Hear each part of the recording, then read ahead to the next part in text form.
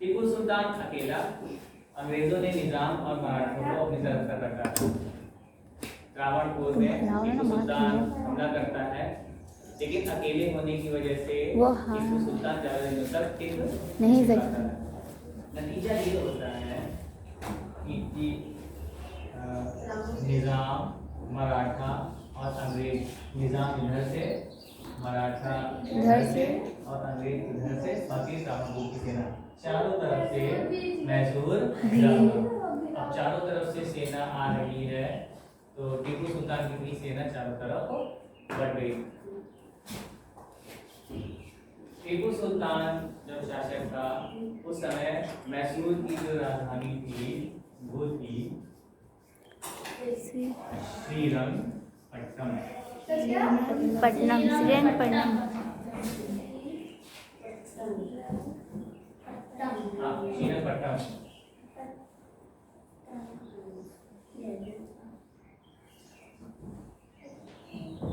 श्रीरंगपट्टनम पर राजधानी थी और अंग्रेज धीरे धीरे करके मैसूर की राजधानी पर पहुंच जाते हैं। जब किसी राज्य की राजधानी पर कोई बाहरी आके बैठ जाता है तब ये कहा जाता है उस राज्य का जो राजा है या शासक है वो कहीं ना कहीं कमजोर पड़ गया। नतीजा ये होता है श्रीरंगपट्टनम पर अंग्रेजों ने जब अधिकार कर लिया था, आके बैठ जाते वहां पे, तो मजबूरन टीपू सुल्तान को अपनी हार माननी पड़ती है। संधि होती है यहाँ पे। अब टीपू सुल्तान को अंग्रेजों के हिसाब से काम करना पड़ता है। एक वक्त था हैदर अली ने अंग्रेजों को झुका लिया था पहले युद्ध में। तीसरा युद्ध होता है यहाँ पे अंग्रेज अब टीपू सुल्तान को अपनी शर्तों के अनुसार बात मानने के लिए मजबूर करते हैं। यहाँ पर अंग्रेजों ने टीपू सुल्तान के सामने दो शर्तें रखी। यहाँ पर पहले युद्ध में हैदर अली ने अंग्रेजों के सामने दो शर्तें रखी थी। अब तीसरे युद्ध में अंग्रेज टीपू सुल्तान के सामने दो शर्तें रखते हैं। पहली शर्त थी कि टीपू सुल्तान युद्ध में अंग्रेजों को जो क्षति हुई है उसके बदले में 3 करोड़ रुपए देगा। टीपू सुल्तान अंग्रेजों को 3 करोड़ रुपए देगा। और दूसरी शर्त थी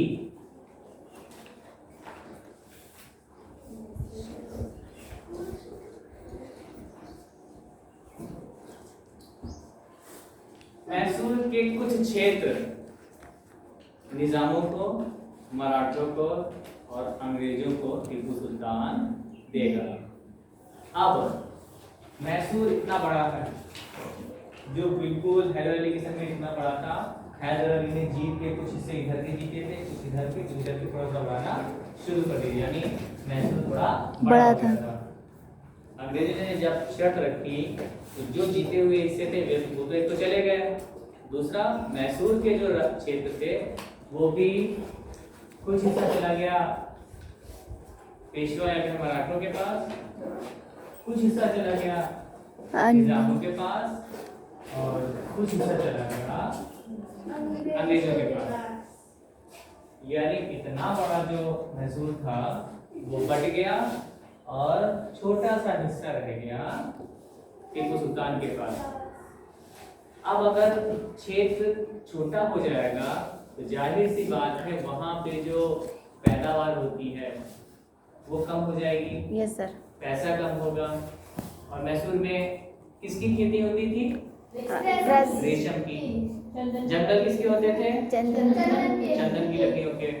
एक व्यापार किस रास्ते पे होता था? समुद्री रास्ते पे। और जो पैसा था बहुत सारा वो भी बट गया। टीपू सुल्तान के पास अब संसाधन कम हो गए थे अपनी सेना को बड़ा करने के लिए। ना तो ज्यादा पैदावार कर सकता था, ना तो संसाधन इतने थे, वो अपनी सेना को बड़ा कर सकता था। अच्छा, एक चीज यहाँ ध्यान देना, जब अंग्रेजों ने शर्त रखी थी 3 करोड़ रुपए की, उस समय अंग्रेजों ने कहा था टीपू सुल्तान से कि अगर तुम्हारे पास 3 करोड़ रुपए नहीं है तो एक काम करते हैं, तुम्हारे जो दोनों बेटे हैं उनको हम अपने साथ ले जाते हैं। और बेटे इतने बड़े भी नहीं थे कि काम करते थे, छोटे छोटे थे टीपू सुल्तान के। दोनों बेटों को अंग्रेज अपने साथ में ले जाते हैं और कहते हैं कि जब भी तुम्हारे पास 3 करोड़ रुपए हो, आज से 2 महीने बाद, 3 महीने बाद, 4 महीने बाद, तुम पैसे ले आना और अपने बेटे को ले जाना। पता नहीं कि बुढ़े आते हैं, बच्चों को उठा ले जाते हैं, कहते हैं कि पैसा भेजो वरना हमारे बच्चों को ये कर रहे हैं। वही काम अंग्रेजों ने किया, टीपू सुल्तान के दोनों बच्चों को अपने साथ ले गए, कहा कि जब पैसा हो तो उनको छुड़ा लेना है। अच्छा, उन दोनों बच्चों का कहीं भी आगे इतिहास में जिक्र नहीं होता है। क्या होता है क्या नहीं होता है इसका जो भी इतिहास के पन्नों में भी जिक्र नहीं होता है।